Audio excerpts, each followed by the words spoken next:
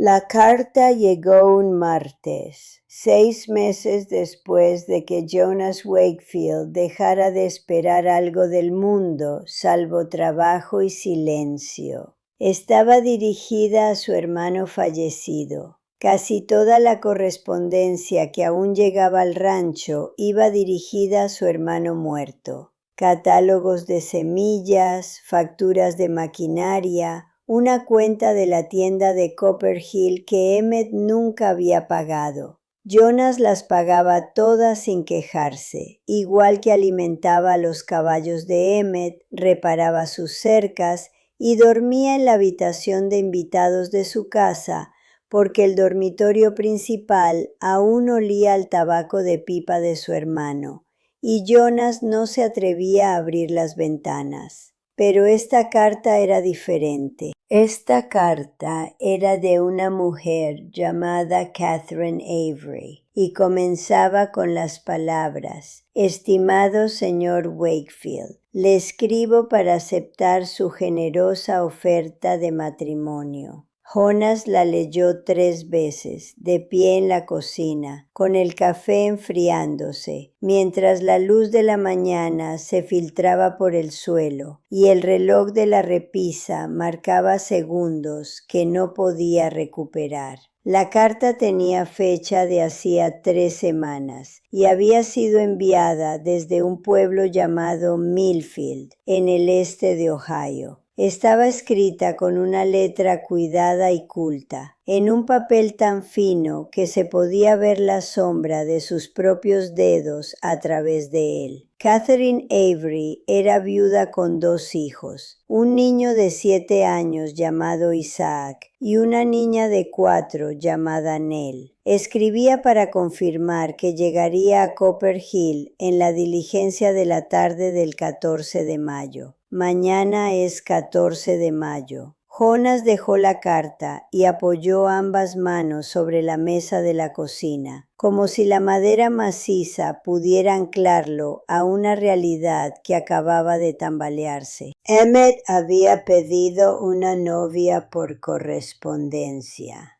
Emmett, que llevaba 6 meses muerto. Emmett, que se había caído de un caballo en una fría mañana de noviembre y se había roto el cuello con una roca que Jonas llevaba 2 años queriendo quitar del pasto norte sin éxito. Emmett, cuyas últimas palabras habían sido sobre el tiempo, porque Emmett Wakefield hablaba del tiempo como otros hombres hablaban de Dios, con convicción, con pasión y con la absoluta certeza de que importaba más que cualquier otra cosa en el mundo. Y ahora, una mujer y 2 niños llegarían mañana, esperando encontrar un marido, y en cambio se encontrarían con Jonas. Jonas que no era Emmett, Jonas que era 5 años mayor y 50 años más cansado, y no tenía ni el encanto natural de su hermano, ni su risa contagiosa, ni su talento para hacer que los extraños se sintieran amigos. Jonas que no había dirigido más de 10 palabras a una mujer en los 6 meses transcurridos desde la muerte de Emmett, porque no sabía qué decir a quienes no eran su hermano.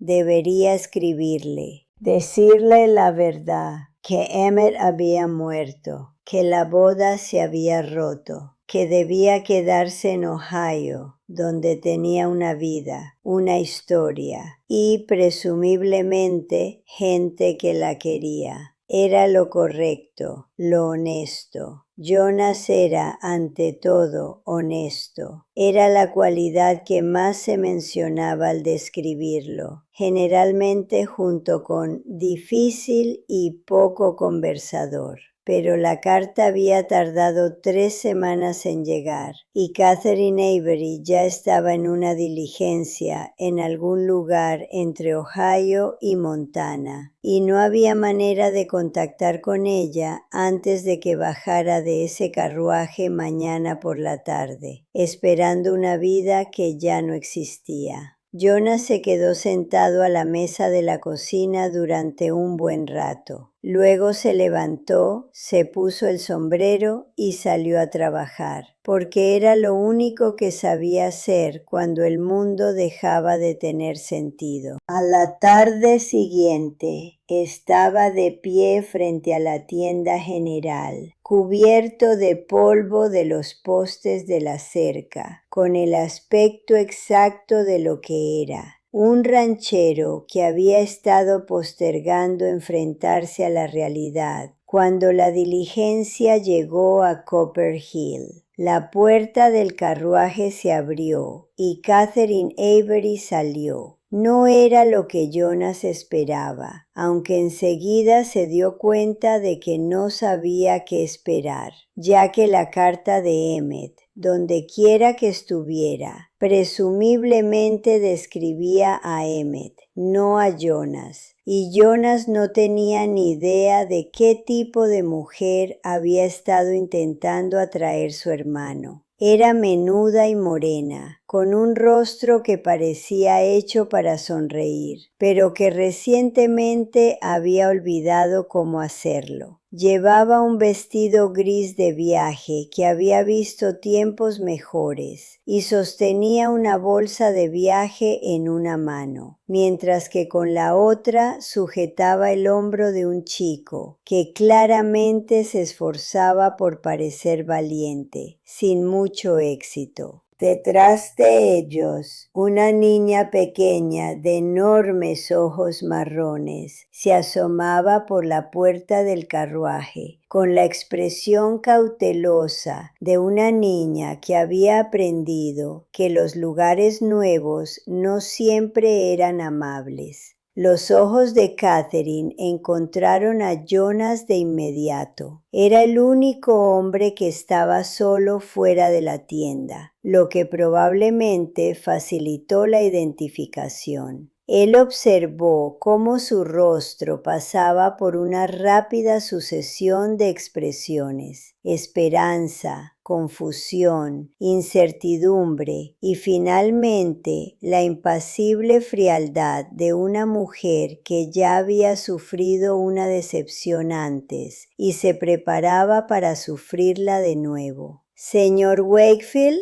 preguntó ella. Jonas se quitó el sombrero. «Señora, soy Jonas Wakefield. Soy el hermano de Emmett». Hizo una pausa, y esa pausa contenía todo lo que debería haber dicho en una carta 3 semanas atrás. Emmett está muerto. Murió hace 6 meses. Lamento que no se lo hayan dicho. Las palabras cayeron como piedras en agua tranquila. «Muerta», repitió. La palabra no tenía inflexión. Era solo un sonido, un hecho cuya importancia se ponía a prueba. Un accidente a caballo. Salió despedido. Fue rápido. Jonas no sabía si la última parte era cierta, pero la gente siempre lo decía, y supuso que era mejor que la otra versión. Catherine permaneció inmóvil en el paseo marítimo, mientras la vida por la que había estado viajando se derrumbaba a su alrededor.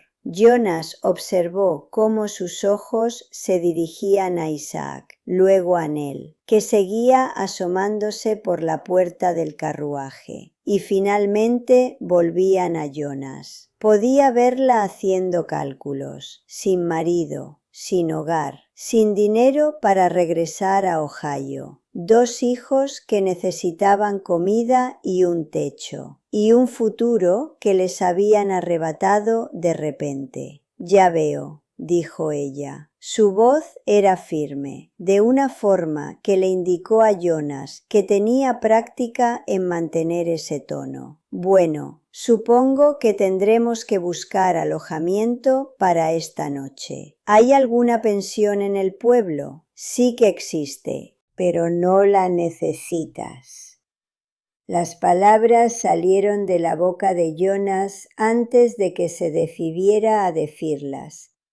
Algo inusual en un hombre que sopesaba cada frase como si pagara por ella. El rancho de Emmet está a 6 kilómetros al norte. La casa está vacía, salvo por mí, y tiene 3 habitaciones. Tú y los niños podéis quedaros allí mientras decidimos qué hacer. Catherine lo observó con ojos oscuros y atentos que no se les escapaban.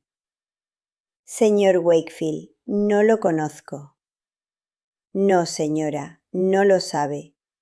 Pero usted conocía a mi hermano, al menos por sus cartas, y le ofrezco un techo, comida y tiempo para que haga un plan. Sin obligaciones, sin expectativas. Solo ayuda, porque la necesita y puedo dársela. Isaac tiró de la manga de su madre. Mamá, tengo hambre, susurró, lo suficientemente alto como para que Jonas lo oyera. El rostro del niño estaba demacrado, lo que sugería que el hambre no era algo nuevo para él, y Jonas sintió un nudo en el estómago, no lástima, sino algo más duro y personal. Sabía lo que se sentía al ser un niño hambriento que intentaba disimularlo. Catherine miró a su hijo, luego a su hija y después a Jonas. Cualquiera que fuera el cálculo que se escondía tras esos ojos oscuros, le dio una respuesta que no le gustó, pero con la que podía vivir. Una noche, dijo. Nos quedaremos una noche y luego hablaremos de los preparativos. Sí, señora. Jonas quería contarle sobre el rancho, sobre la vida que Emmet había construido. Quería explicarle que él se había encargado de que todo funcionara, que había leído las cartas de Emmet y sabía lo que su hermano le había prometido. Pero Jonas Wakefield no era un hombre de palabras, era un hombre que decía: el pozo está atrás y la cena es a las 6, y dejaba que sus acciones hablaran por sí solas. La casa causó mejor impresión que Jonas. Los ojos de Catherine se abrieron de par en par cuando la carreta coronó la colina y el rancho se extendió ante ellos. La robusta casa con su amplio porche, el granero pintado de rojo, los corrales y las dependencias, el arroyo que corría plateado por el fondo del valle. Era hermoso como solo una tierra amada y trabajada podía hacerlo. Y Jonas vio como la cuidadosa compostura de Catherine se resquebrajaba ligeramente al contemplarlo. ¿Emmet construyó esto?, preguntó ella. Él empezó. Nuestro padre nos dejó la tierra. Emmet construyó la casa y el granero. Yo me he encargado de todo desde entonces. Jonas detuvo la carreta y se acercó para ayudar a Catherine a bajar. Nell seguía dormida, y Jonas, sin pensarlo, la tomó en brazos. La levantó de los brazos de Catherine y la recostó sobre su hombro con una ternura que los sorprendió a ambos. Catherine lo vio subir a su hija por los escalones del porche, y algo cambió en su expresión. No confianza, todavía no, sino la ausencia de desconfianza, lo cual era una especie de comienzo. Por dentro, la casa estaba limpia. Jonas se había pasado la mañana fregándola con la energía desesperada de quien no sabe qué más hacer, y cálida gracias a la estufa que había dejado encendida. Le enseñó a Catherine los dormitorios, la cocina y la despensa, que había abastecido con provisiones del pueblo. Acostó a Nell en la cama de la habitación más grande y la cubrió con una colcha que había hecho su madre. Y cuando se dio la vuelta, Isaac estaba de pie en el umbral, mirándolo fijamente y con una expresión imposible de descifrar.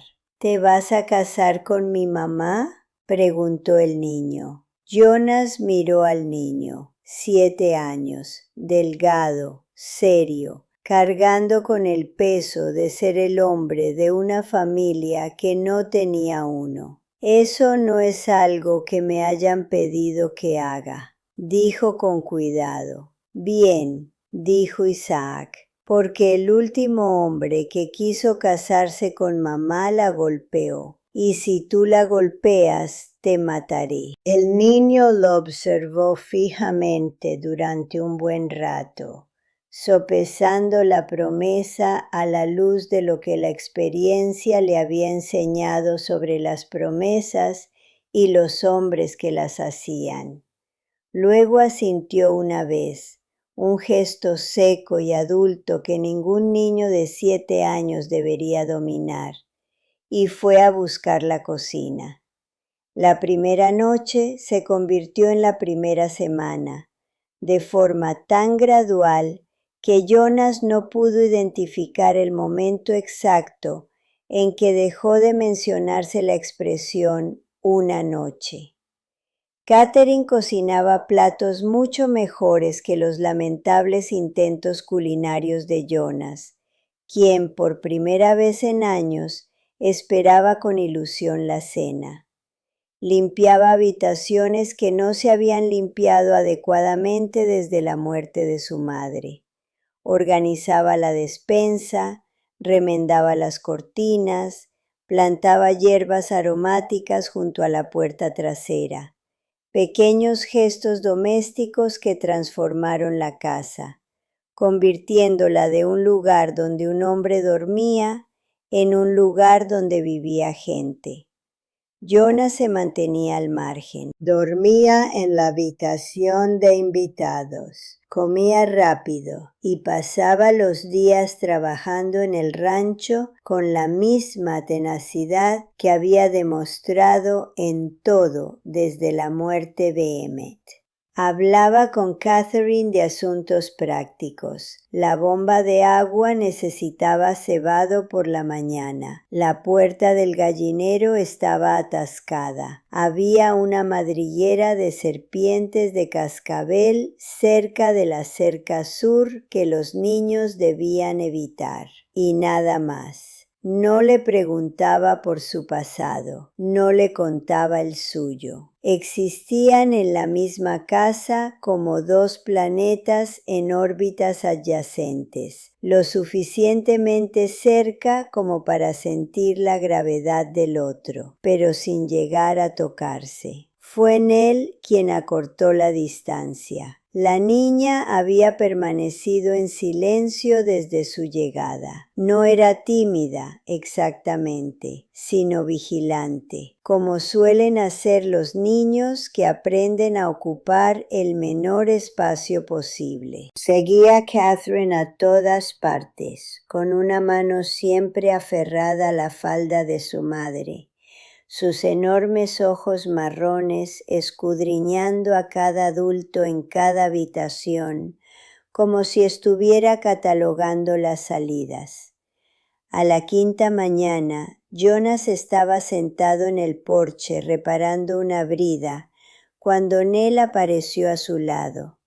No dijo nada, simplemente se quedó allí, observando cómo sus manos trabajaban el cuero con la intensa concentración de un científico que observa un experimento.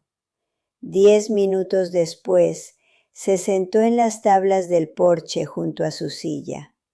20 minutos después, se apoyó en su pierna.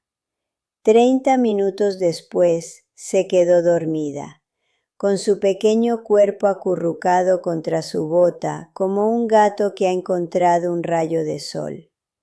Cuando Catherine fue a buscar a Nell y la encontró dormida junto al hombre que apenas conocía, se detuvo en el umbral con la mano sobre la boca y los ojos brillantes con algo que Jonas no supo describir. «Ella no hace eso», susurró Catherine. «No va a ver a nadie, no desde...» Se detuvo. «No va a ver a nadie». Jonas miró al niño dormido y luego a Catherine, y por primera vez en 6 meses sintió algo más que dolor, culpa y el peso sordo y opresivo de mantener vivo el rancho de un hombre muerto. «Iba a contarte algo», dijo Jonas en voz baja, «sobre las cartas de Emmett. Las encontré después de su muerte. todas las que le escribiste y los borradores de las que él te escribió. Las leí. Hizo una pausa, consciente de cómo sonaba aquello. Las leí porque lo extrañaba, y sus cartas eran el único lugar donde aún lo sentía vivo. Catherine se sentó lentamente en la otra silla del porche. ¿Qué dijeron? Te habló del rancho, del ganado, del huerto y de la vista desde la ventana de la cocina al atardecer. Te dijo que se sentía solo y que quería a alguien con quien compartir la vida. Jonas miró fijamente sus manos, pero de lo que más escribió fue de mí. Catherine frunció el ceño. ¿Tú? Se preocupaba por mí. Decía que estaba demasiado solo, que me había aislado de la gente tras la muerte de nuestros padres, que trabajaba demasiado y hablaba muy poco, y que acabaría siendo un viejo amargado si nadie me hacía recapacitar.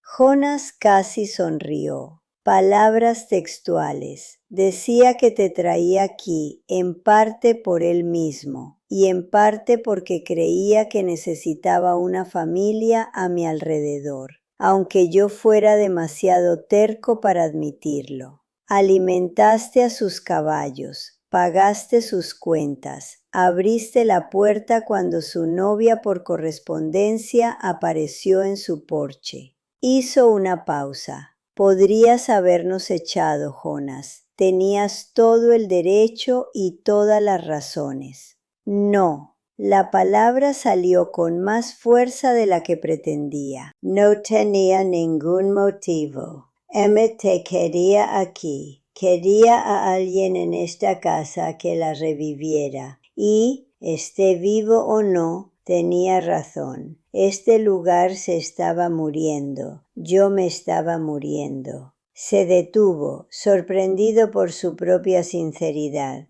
Jonas Wakefield no decía cosas así. Jonas Wakefield decía, el pozo está en el patio trasero y la cena es a las 6. Necesito dejar de ser el hombre en el que Emmett temía que me convirtiera. Catherine extendió la mano por el espacio que separaba sus sillas y le tomó la mano. Sus dedos eran pequeños y ásperos por el trabajo, y cálidos de una manera que hizo que Jonas se diera cuenta del frío que había tenido. Vine aquí para casarme con un desconocido, dijo. Supongo que el desconocido resultó ser diferente de lo que esperaba. No te estoy pidiendo que te cases conmigo. Todavía no. Te estoy pidiendo que te quedes y que resolvamos esto juntos, sea lo que sea. ¿Y si resulta ser algo bueno? Jonas la miró. A esa mujer pequeña, cuidadosa y valiente que había viajado 1000 millas para empezar de nuevo y que había encontrado el suelo temblando bajo sus pies incluso antes de deshacer la maleta, y sintió cómo se cerraba el último cerrojo de la última puerta dentro de él. Entonces intentaré no estropearlo, dijo.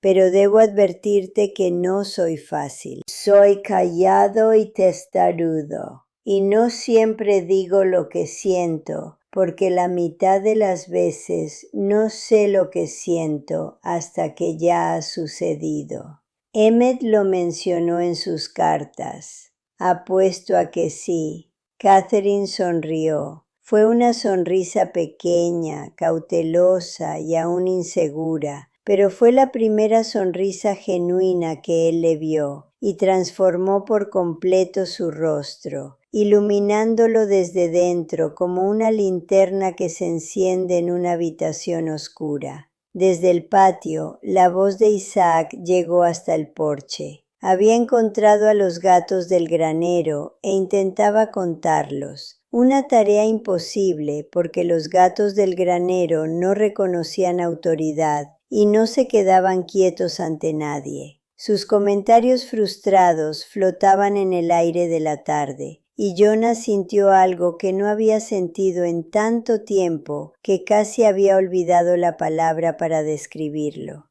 Hogar.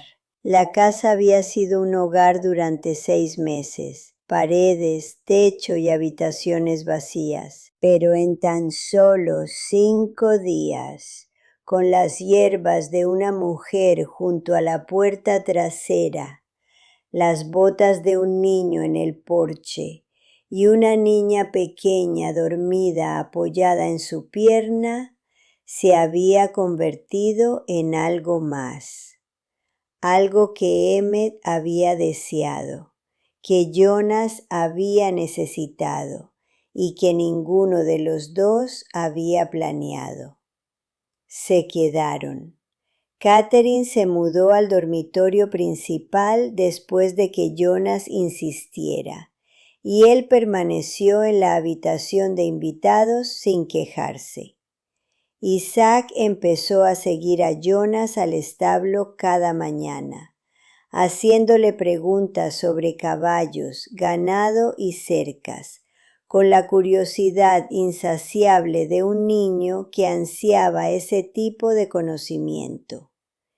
Nell dejó de agarrarse a la falda de su madre y empezó a agarrarse a la pernera del pantalón de Jonas, siguiéndolo con una devoción que hacía sonreír a los peones y ponía rojas las orejas de Jonas. El verano se convirtió en otoño. Jonas le enseñó a Isaac a montar a caballo. Catherine transformó el jardín en un lugar que producía lo suficiente para llenar la despensa para el invierno. Nell pronunció su primera frase completa desde que llegó. «Jonas, sube por favor». Y Jonas la alzó, la estrechó contra su pecho y se giró para que nadie viera su rostro. Esa noche Jonas se sentó en el porche, contempló el valle y pensó en su hermano. Emmet, que había mandado llamar a una mujer y 2 niños porque se sentía solo.